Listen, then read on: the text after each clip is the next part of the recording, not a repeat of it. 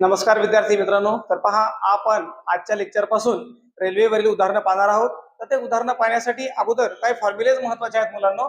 तर त्या फॉर्म्युल्यामध्ये काही कन्व्हर्जन आपल्याला यूज करायचे आहेत, रूपांतर यूज करायचे. तर ते कसे असतात मुलांनो ते आपण पाहूया.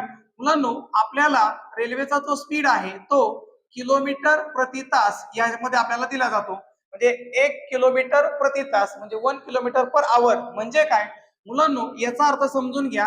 त्यासाठी आपल्याला काही गोष्टी माहिती असणं आवश्यक आहे. 1 किलोमीटर म्हटलं की एका किलोमीटर मध्ये मुलांनो 1000 मीटर असतं. ठीक आहे. आणि त्यानंतर जो आपला 1 तास आहे 1 आवर, या एका तासामध्ये मुलांनो 60 मिनिट त्या ठिकाणी असतात आणि एका मिनिटामध्ये आपल्याकडे 60 सेकंद असतात मुलांनो. सेकंद असतात 60 सेकंद.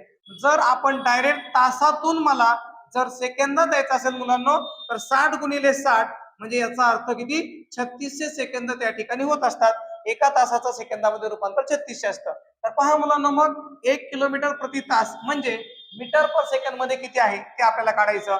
मग एका किलोमीटर मध्ये मुलांनो 1000 मीटर असतं.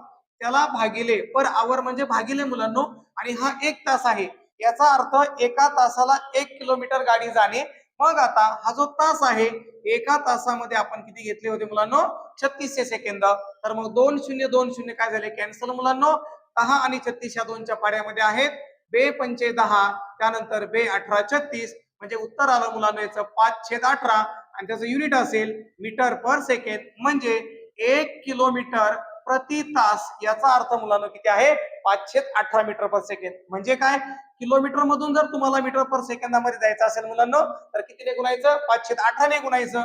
आणि जर याचं उलट रूपांतर करायचं असेल तर एका मीटर पर सेकंड मधून जर तुम्हाला किलोमीटर प्रति तासात द्यायचा असेल तर याचा विस्तार करा, म्हणजे 18/5 किलोमीटर प्रति तास.